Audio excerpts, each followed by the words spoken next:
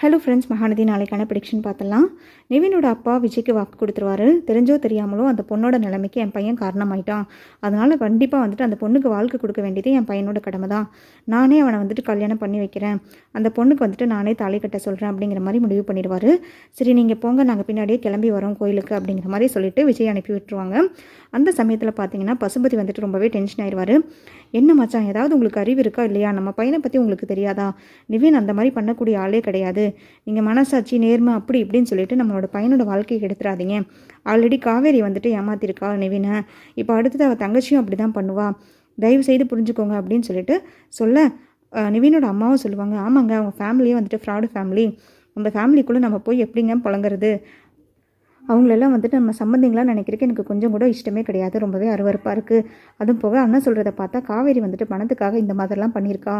So நம்ம பையன் வாழ்க்கையை நம்மளே கெடுக்கக்கூடாதுன்னு சொல்ல நான் நிவின் கிட்ட தனியாக பேசணும்னு சொல்லிட்டு பசுபதி கூப்பிட்டு போகிறாரு.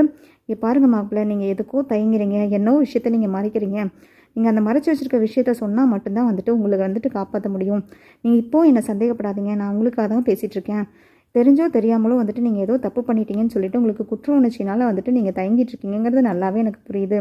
பட் நீங்கள் என்ன விஷயங்கிறத என்கிட்ட சொன்னால் தான் நான் காப்பாற்ற முடியும். பழசெல்லாம் நீங்கள் மனசில் வச்சுக்காதீங்க. 1000 தான் இருந்தாலும் நீங்கள் என் மாப்பிள்ளை, நான் உங்களுக்கு மாமா. உங்களை தப்பான வழியில் போகிறக்கோ இல்லை பெரிய பிரச்சனையிலேருந்தோ காப்பாற்ற வேண்டியது என்னோட கடமை. அதனால் தயவு செய்து அப்படி சொல்லுங்கள் அப்படிங்கிற மாதிரி சொல்லும்போது நிவினும் லைட்டாக முழிப்பார். நீங்கள் யமுனாவை காதலிச்சிங்களா? யமுனாவை கல்யாணம் பண்ணிக்கிறேன்னு சொல்லிட்டு ஏதாவது நம்பிக்கை கொடுத்தீங்களா? அந்த பொண்ணு சூசைடுக்கு காரணம் நீங்களா அப்படின்னு கேட்க, இல்லை கண்டிப்பாக நான் அப்படிலாம் பண்ணக்கூடிய ஆளே கிடையாது அப்படின்னு ஸ்டார்ட் பண்ணிடுவார். ஸ்டார்ட் பண்ணிட்டோன்னே ஏன் அப்புறம் அப்படி பண்ணீங்க சொல்லுங்கள் அப்படின்னு கேட்க, இல்லை விஜய் தான் என்னை வெயிட் பண்ண சொன்னார் காவேரிக்காக அப்படின்னு தயங்கிட்டே சொல்லுவார். என்னது விஜய் தான்? விஜய்ங்கிறது காவேரியோட புருஷன் தானே அப்படிங்கிற. ஆமாம், காவேரிக்கும் விஜய்க்கும் கான்ட்ராக்டில் தான் கல்யாணம் நடந்திருக்கு. ஸோ ஸ்டார்டிங்கில் விஜய்க்கு காவேரி மேலே எந்த இன்ட்ரெஸ்ட்டும் கிடையாது, விருப்பம் இல்லாமல் இருந்துச்சு. அந்த சமயத்தில் தான் நீங்கள் என்ன ராகினி கூட கல்யாணம் பண்ணுறதுக்கு ஏற்பாடு பண்ணீங்க. அந்த சமயத்தில் தான் இந்த உண்மையெல்லாம் விஜய் சொல்லி, நீ காவேரிக்காக வெயிட் பண்ண, உங்கள் 2 பேர்த்தையும் நான் சேர்த்து வைக்கிறேன்னு சொல்லி என்கிட்ட சொன்னார். இப்போ பார்த்தீங்கன்னா காவேரியை நான் நம்ம விட்டு கொடுக்க மாட்டேன், நீ காவேரி மறந்தே தான் ஆகணும் அப்படின்னு சொல்லிட்டு பிளாக்மெயில் பண்ணுறாரு. அந்த டைமில் பார்த்தீங்கன்னா இதெல்லாம் தெரிஞ்சுக்கிட்டு யமுனா வேறு என்கிட்ட க்ளோஸாக நடந்துட்டு இருந்தாங்க. நான் யமுனாவோ ஒரு பொருட்டாவே நினைக்கல. யமுனா இவ்வளோ சீரியஸ் ஆவான்னு எனக்கு கண்டிப்பாக தெரியாது. அதனால யமுனா கூட நான் எப்பவும் போல் நார்மலாக பேசிகிட்டு இருந்தேன். பட் யமுனா இந்த மாதிரி முடிவெடுப்பாங்கிறது எனக்கும் தெரியாமல் இவ்வளோ பிரச்சனை க்ரியேட் ஆயிடுச்சு. இதுக்கு காரணம் விஜய் மட்டும்தான், விஜயும் காவேரியும் மட்டும்தான் இதுக்கு காரணம். பட் அவங்க சுயநலத்துக்காக இப்போ அப்படியே எல்லா சாப்டரையுமே எல்லா ஸ்டோரியுமே டோட்டலாக மாற்றி இப்போ என்னை யமுனா கல்யாணம் பண்ணிக்கோ அப்படிங்கிறாங்க. நான் எந்த முகத்தை வச்சுட்டு யமுனாவை கல்யாணம் பண்ணி காவேரியும் விஜய் முன்னாடி நான் குடும்பம் நடத்த முடியும்? எப்படி அவங்க மூஞ்சிலெல்லாம் முழிப்பேன்?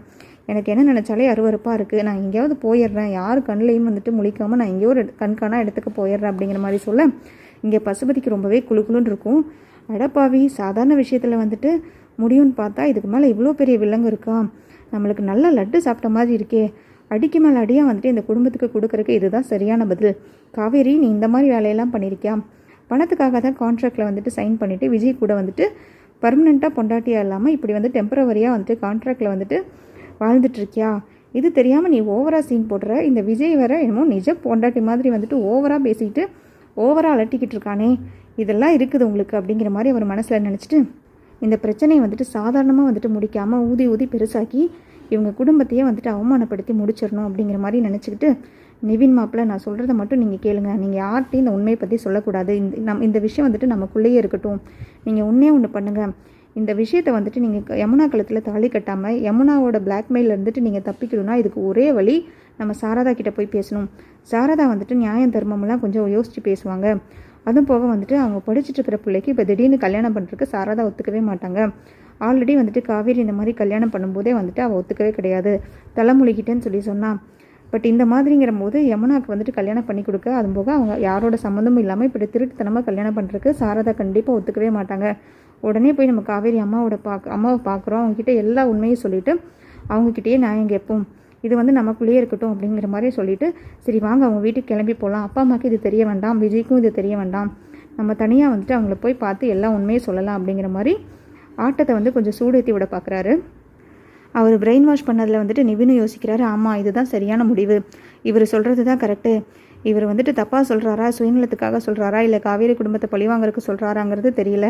ஆனால் வந்துட்டு இப்படி பண்ணால் மட்டும்தான் நம்ம இந்த விஷயத்துலேருந்தே எஸ்கேப் ஆக முடியுங்கிறது மட்டும் எனக்கு நல்லா தெரியுது. யமுனா காவேரியோட அம்மா கிட்ட போய் சொன்னதும் கண்டிப்பாக அவங்க அம்மா வந்து இதுக்கெல்லாம் ஒத்துக்கவே மாட்டாங்க. அவங்க சரியான முடிவை தான் சொல்லுவாங்க. இதுலேருந்து நான் தப்பிக்கிறதுக்கு இதுதான் வழி அப்படின்னு சொல்லிட்டு அவங்கக்கிட்ட சொல்லாமல் வேகமாக வந்துட்டு அவங்க அம்மாவை பார்க்குறதுக்காக கிளம்புவாங்க. காவேரி வீட்டுக்கு போனதுமே வந்துட்டு காவேரி வீட்டில் வந்துட்டு காவேரியோட அம்மா இருப்பாங்க. சாரதா அவங்கக்கிட்ட போயிட்டு நிவின் தான் ஃபஸ்ட்டு ஆரம்பிப்பார். கூடவே பசுபதி இருக்கிறதோன்னா அவங்க வந்துட்டு ரொம்பவே டென்ஷன் ஆயிடுவாங்க. எதுக்கு தம்பி நீங்கள் இப்போ வந்திருக்கீங்க, என்ன விஷயம், குமரன் தம்பி வீட்டில் இல்லையே, உங்களுக்கு என்ன இங்கே வேலை, அதுவும் வந்துட்டு கண்டவங்களையெல்லாம் கூப்பிட்டு எங்கள் வீட்டுக்குள்ளே வரீங்க, என்ன விஷயம் அப்படிங்கிற மாதிரி ரொம்ப வந்துட்டு முறப்பாக கேட்பாங்க. அப்போ அவங்க வந்துட்டு சொல்லுவாங்க, இல்லைம்மா உங்ககிட்ட ஒரு விஷயம் பேசணும் அப்படிங்கிற மாதிரி ரொம்ப தயங்கி பேசுவார். உடனே பசுபதி சொல்லுவாங்க, நீங்கள் எதுவாக இருந்தாலும் ஓப்பனாக உடச்சி பேசுங்க, பயப்படாதீங்க, தயங்காமல் வந்துட்டு எல்லா உண்மையும் சொல்லுங்கள், அப்போ தான் வந்துட்டு இவங்களுக்கு உண்மையெல்லாம் தெரியும், இவங்க பொண்ணுங்கள்லாம் என்ன பண்ணிகிட்ருக்காங்க, இவங்க பிள்ளைங்களெல்லாம் எப்படி வளர்த்திருக்காங்கங்கிறது புரியும் அப்படிங்கிற மாதிரி எடுத்து கொடுப்பாரு. உடனே நிவின் சொல்லுவார், இல்லைம்மா நாளைக்கு யமுனாவுக்கு கல்யாணம் பண்ணுறதுக்காக அப்படிங்கும்போது, என்னது யமுனாவுக்கு கல்யாணமா, என்ன உளறிட்டு இருக்கீங்க, யமுனா என் பிள்ளைக்கு யார் கல்யாணம் பண்ணி வைக்கிறது, யமுனா படிச்சுட்டு தானே இருக்கா, என்ன அறிவு இல்லாமல் பேசிகிட்டு இருக்கீங்க அப்படிங்க. பாட்டி வந்துட்டு, என்னடா உளறிட்டு இருக்க மடைய மாதிரி, என்ன பேசிகிட்டு இருக்க, யமுனாக்கு கல்யாணமா அப்படின்னு கேட்க நிவின் இருந்துட்டு சொல்லுவார், ஆமாங்கம்மா காவேரி விஜயும் சேர்ந்து தான் யமுனாக்கு வந்துட்டு என்ன கல்யாணம் பண்ணி வைக்கிறதுக்காக வந்துட்டு எல்லா முடிவும் பண்ணிகிட்ருக்காங்க, எல்லாம் வந்துட்டு அரேஞ்ச்மெண்ட்ஸ் எல்லாம் பண்ணிகிட்ருக்காங்க, நாளைக்கு கோயிலில் வந்துட்டு எனக்கும் யமுனாக்கும் கல்யாணம் பண்ணி வைக்கிறதுக்காக எல்லா ஏற்பாடும் வந்துட்டு ரொம்ப பரபரப்பாக பண்ணிகிட்ருக்காங்க அப்படின்னு சொல்ல, என்ன உளறிட்டுருக்கீங்க அப்படின்னு சொல்லிட்டு சாரதா வந்துட்டு நிவினோட சட்டையை பிடிச்சிருவாரு. சட்டையை பிடிச்சோன்னா பசுபதி உடனே உள்ளே வந்துடுவார். நிறுத்துமா, முதல்ல உனக்கு என்ன விஷயம்னு தெரியாமல் எதுவும் பேசாத தங்கச்சி, முதல்ல வந்துட்டு என் மாப்பிள்ளை என்ன சொல்கிறதுங்கிறது கேளு, உன் பிள்ளைங்களை பற்றி நீ முதல்ல தெரிஞ்சுக்கோ, ரொம்ப யோகிய மாதிரி வந்துட்டு சட்டையை பிடிக்கிற வேலையில் வச்சுக்காத, ஆம்பளை பையனே வந்துட்டு நாங்கள் இவ்வளோ ஒழுக்கமாக வளர்த்திருக்கோம், நீ பொட்டை பிள்ளை எப்படி வளர்த்திருக்கேன்னு தெரியுமா, கொடைக்கானல் இருந்ததை விட சென்னைக்கு வந்துட்டு படு மோசமாகிட்டாளுங்க உன் பிள்ளைங்க அப்படிங்க, கொஞ்சம் மரியாதையாக பேசு பசுபதி, இதெல்லாம் என்கிட்ட வச்சுக்காத அப்படின்னு சொல்லிட்டு சாரதாவும் டென்ஷன் ஆவாங்க. இல்லை நான் தெரியாமல் தான் கேட்குறேன், நீங்கள் என்ன ரொம்ப வந்துட்டு குடும்பமே வந்துட்டு ரொம்ப நேர்மையான குடும்பம் ஒழுக்கமான குடும்பம்னு சொல்லிட்டு ஓவராக வந்துட்டு அலப்பறையாக பேசிக்கிட்டு இருப்பீங்க, என்ன மாதிரி வேலையெல்லாம் நீங்கள் பண்ணிகிட்ருக்காங்கன்னு தெரியாதா எங்களுக்கு, உங்கள் பிள்ளைங்க எல்லாம் என்ன மாதிரி வேலைங்க பண்ணுறாங்கன்னு உனக்கு தெரியுமா, எதையாவது நீ கண்காணிக்கிறியா இல்லையா, இல்லை வந்துட்டு எதையுமே கண்டும் காணாமல் வந்துட்டு நீ வீட்டுக்குள்ளே அமைதியாக இருக்கிறியா அப்படிங்கிற மாதிரி கேட்க, என்ன உளறிட்டுருக்கேன், என்ன விஷயங்கிறத முதல்ல சொல்லிவிட்டு நீ வீட்டிலேருந்து வெளியில் கிளம்பு அப்படிங்கிற மாதிரி சாரதா சொல்லுவாங்க. உடனே பசுபதி சொல்லுவார், காவேரிக்கு முதல்ல எப்படி கல்யாணம் நடந்துச்சுன்னு தெரியுமா, விஜய் கூட ஓடி போய் தானே அவள் கல்யாணம் பண்ணா, திருட்டுத்தனமான கல்யாணம் தானே நடந்துச்சு, அது வந்துட்டு காசுக்காக உன் பிள்ளை கல்யாணம் பண்ணியிருக்கா, அது உனக்கு தெரியுமா அப்படின்னு கேட்க, என்ன உளறிட்டுருக்க, என்ன பசுபதி சொல்கிற, இந்த மாதிரி நாக்கில் வந்துட்டு நரம்பு இல்லாமல் பேசுகிற வேலையெல்லாம் வச்சுக்காத, விஜய் தம்பியும் காவேரியும் வந்துட்டு மனசார வந்துட்டு பிடிச்சி லவ் பண்ணி கல்யாணம் பண்ணி இப்போ அவங்க ரொம்ப சந்தோஷமாகவே இருக்காங்க, விஜய் தம்பி வந்துட்டு என் பொண்ணை வந்துட்டு ரொம்ப அருமையாக பார்த்துக்குறாங்க, அதெல்லாம் பேசுகிறதுக்கு உனக்கு எந்த தகுதியுமே கிடையாதுன்னு சொல்ல, அதெல்லாம் இருக்கட்டும், இப்போ உன்னோட 3வது மக யமுனா இருக்கால, அவள் வந்துட்டு என் மாப்பிள்ளையை வளைச்சி போடுறதுக்காக பார்க்குறா போல இருக்குது,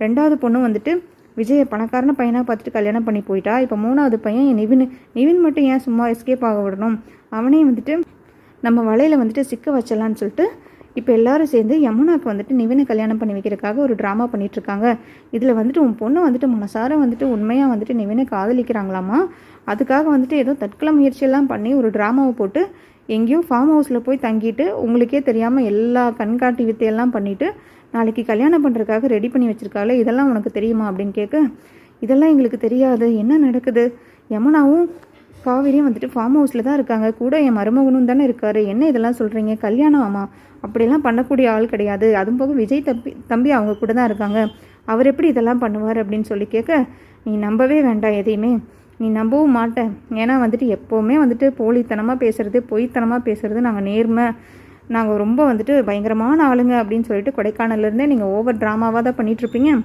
ஒன்றும் பண்ண வேண்டாம், நீ இப்போ கிளம்பி வா, கிளம்பி போய் நேரில் போய் எல்லாத்தையும் பார்த்தா உனக்கே ஒரு உண்மை எல்லாமே தெரிஞ்சிடும், உன் பிள்ளைங்க எந்த மாதிரி வேலையெல்லாம் பண்ணிகிட்ருக்காங்க, என்ன மாதிரி கேரக்டருங்கிறது உனக்கே தெரிய வந்துடும், அதுக்கப்புறம் வந்துட்டு யார் நல்லவங்க கெட்டவங்கன்னு நீயே சொல்லு அப்படிங்கிற மாதிரி சொல்லுவார். உடனே சாரதா வந்துட்டு, ஐயோ கடவுளே என்ன தான் பண்ணுறதுன்னு எனக்கு தெரியலையே, ஏன் இப்படி என் பொண்ணுங்க மேலே வந்துட்டு பழி மேலே பழியாக போடுறீங்க, என் காவேரி வந்துட்டு சொக்க தங்கம், அவள் வந்துட்டு குடும்பத்துக்காக தான் எப்போவுமே யோசிப்பாள், இப்போ கூட வந்துட்டு எங்களுக்காக தான் எல்லாமே பண்ணுறா, விஜய் கூட கல்யாணம் பண்ணி அவள் ரொம்ப சந்தோஷமாக இருக்கா, இப்போ பார்த்தீங்கன்னா யமுனாக்கு வந்துட்டு ஒரு பிரச்சனைன்னு சொல்கிறீங்க, இதெல்லாம் வந்துட்டு நான் எப்படி சரி பண்ணுவேனே தெரியலையே, ஏன் எங்கள் குடும்பத்துக்கு மட்டும் இப்படியெல்லாம் நடக்குது, நாங்கள் ஒரு வாரம் சந்தோஷமாக இருந்தால் கூட எங்களுக்கு யாருக்கும் பொறுக்கிறதில்ல, கடவுள் எங்களுக்கு ஏதோ ஒரு பிரச்சனையை கொடுத்துட்டே இருக்காரு. நிவின், நீங்கள் கூடவே தானே இருந்தீங்க தம்பி, நீங்களுமா இப்படிலாம் இதெல்லாம் பண்ணிகிட்ருக்கீங்க? உங்களுக்கு எல்லா விஷயமும் முன்கூட்டியே தெரிஞ்சிருந்தா என்ன நடக்குது ஏதுன்னு என்கிட்ட முன்னாடியே சொல்லி கேட்டிருந்தீங்கன்னா நான் என்னன்றது பார்த்துருப்பல்ல. யமுனா ஏன் வந்துட்டு உங்களை கல்யாணம் பண்ணிக்க ஆசைப்படுறா? அவள் படிச்சுட்டு தானே இருக்கா. நாங்கள் என்னென்னவோ கனவில் இருக்கோமே, ஏன் இப்படியெல்லாம் சொல்கிறீங்க அப்படின்னு சொல்லிட்டு கேட்டுட்டு, அதுக்கெல்லாம் பேசிட்டு நீ ட்ராமா பண்ணுறக்கு, நீ அழுகிறதெல்லாம் பார்க்குறக்கெல்லாம் எங்களுக்கு டைம் இல்லை சாரதா. நீ முதல்ல வா, நம்ம கோயிலுக்கு போய் அங்கே காவேரியும் யமுனாவையும் கையங்களவமாக பிடிச்சாதான் உனக்கு எல்லா உண்மையும் தெரிய வரும். அங்கே வந்துட்டு உங்கள் பொண்ணுங்க ரெண்டும் பரபரப்பாக அங்கே வந்துட்டு கல்யாணத்துக்கான எல்லா ஏற்பாடும் பண்ணிகிட்ருக்காங்க. இதில் உன்னோட மருமகன் வேறு ரொம்ப உடந்தையாக இருக்காரு. உன் மருமகனோட தலைமையில் தான் வந்துட்டு இது எல்லாமே நடந்துட்டுருக்கு. அங்கே போய் அவங்கள கையங்களவமாக பிடிச்சாதான் வந்துட்டு எல்லா விஷயமும் தெரிய வரும். வா அப்படின்னு சொல்லிட்டு சாரதாவையும் சாரதா வந்துட்டு எல்லாத்துக்கும் கால் பண்ணி கூப்பிட்டுறாங்க. இந்த மாதிரி வந்துட்டு குமரனுக்கு கால் பண்ணி இந்த மாதிரி கங்கா கிட்ட பொறுமையாக சொல்லி இதெல்லாம் சொல்லி நீங்கள் கூட்டிகிட்டு வந்துடுங்க. இந்த மாதிரி நிவின் தம்பி வந்துட்டு பேசுகிறாரு, பசுபதியும் கூட வந்திருக்காரு, என்ன பிரச்சனைனே தெரியல தம்பி, நீங்கள் உடனே வாங்க, பக்கத்தில் இருக்க கோவிலுக்கு தான் போயிட்டுருக்கோம் எல்லாரும், நீங்களும் வந்துருங்க அப்படிங்கிற மாதிரி சொல்லிவிட்டு எல்லாருமே அங்கே கோவிலுக்கு கிளம்புறாங்க. அட் த சேம் டைம் பார்த்தீங்கன்னா விஜய், காவேரி, யமுனா ஆல்ரெடி அங்கே கோவிலில் வந்துட்டு நிவின்காக வெயிட் பண்ணிகிட்ருப்பாங்க. அங்கே வந்துட்டு காவேரி விஜயோட கான்ட்ராக்ட் விஷயம் எல்லாத்தையும் வந்துட்டு தெரிஞ்சுக்கிட்டு காவேரி அம்மா ரொம்பவே பயங்கரமாக வந்துட்டு ரியாக்ட் பண்ணுவாங்க. ஃபஸ்ட்டு காவேரியை வந்துட்டு ரொம்ப அசிங்கமாக வந்துட்டு திட்டுவாங்க. ரொம்ப அசிங்கமாக திட்டிட்டு காவேரி வந்துட்டு எதுக்காக அந்த மாதிரி கான்ட்ராக்டில் வந்துட்டு சைன் பண்ணிவிட்டு இந்த மாதிரி கல்யாணம் வாழ்ந்துட்டுருக்கா, இந்த மாதிரி வந்துட்டு டெம்பரவரியாக வந்துட்டு இது பண்ணிகிட்ருக்காங்கங்கிறது தெரியாமல் ரொம்ப வாய்க்கு வந்தபடி எல்லாருமே வந்துட்டு வார்த்தைங்களை கொட்டிடுவாங்க. கங்கா முதல் கொண்டு வந்துட்டு எல்லாருமே அசிங்கமாக பேசிடுவாங்க. அதுக்கப்புறம் வந்துட்டு விஜய் வந்துட்டு கொந்தளிச்சிருவார். விஜய் தான் உண்மையை சொல்ல போகிறாரு எல்லாருக்கிட்டையுமே. எதுக்காக வந்துட்டு காவேரியும் நானும் இந்த மாதிரி ஒரு கல்யாணம் பண்ணோங்கிறத, நர்மதாவோட ட்ரீட்மெண்ட்டுக்காக தான் காவேரி இந்த மாதிரி ஒரு தியாகத்தை பண்ணியிருக்கா அப்படிங்கிற மாதிரி எல்லாருக்கிட்டையும் சொல்ல போகிறாங்க. அதுக்கப்புறம் தான் பயங்கரமான ட்விஸ்டே ஆரம்பிக்க போகுது. அதுக்கடுத்தது நிவின் என்ன யோசிப்பார்னா, நிவின்க்கு வந்துட்டு கல்யாணம் ஆக போகிற சுச்சுவேஷனுங்கிற மாதிரி எல்லா விஷயங்களும் தலைகீழாக மாறும்போது நிவின் ஒரு டிமாண்ட் வைக்க போகிறாரு. நிவின் என்ன பண்ண போகிறாருன்னு பார்த்தீங்கன்னா, நீ கல்யாணம் பண்ண மாதிரி கான்ட்ராக்டில் வேணால் நான் யமுனாவை கல்யாணம் பண்ணிக்கிறேன், 1 வருஷம் கான்ட்ராக்டில் நானும் யமுனாவும் கல்யாணம் பண்ணி சேர்ந்து வாழறோம், அதுக்கப்புறம் யமுனா வந்துட்டு எனக்கு பிடிச்சிருந்துச்சுன்னா நான் கண்டினியூ பண்ணுறேன், இல்லைனா இந்த வாழ்க்கையில் எனக்கு விருப்பம் இல்லைன்னு சொல்லிட்டு நான் பிரிஞ்சிடறேன் அப்படிங்கிற மாதிரி நிவினும் வந்துட்டு விஜய் காவேரி கிட்ட பேச போகிறாரு. யமுனாவும் கண்டிப்பாக அதை அக்செப்ட் பண்ணுற மனநிலையில் தான் இருப்பாங்க. எப்படியாவது நிவினை வந்துட்டு நம்ம கல்யாணம் பண்ணிடுறோம் அப்படிங்கிற மாதிரி மைண்ட் செட்டில் தான் இருப்பாங்க. கல்யாணத்துக்கு அப்புறம் நம்ம நிவினை மாற்றிடலாம் அப்படிங்கிற மாதிரி அவங்க நினச்சிட்டு அவங்களும் அதை அக்செப்ட் பண்ண போகிறாங்க.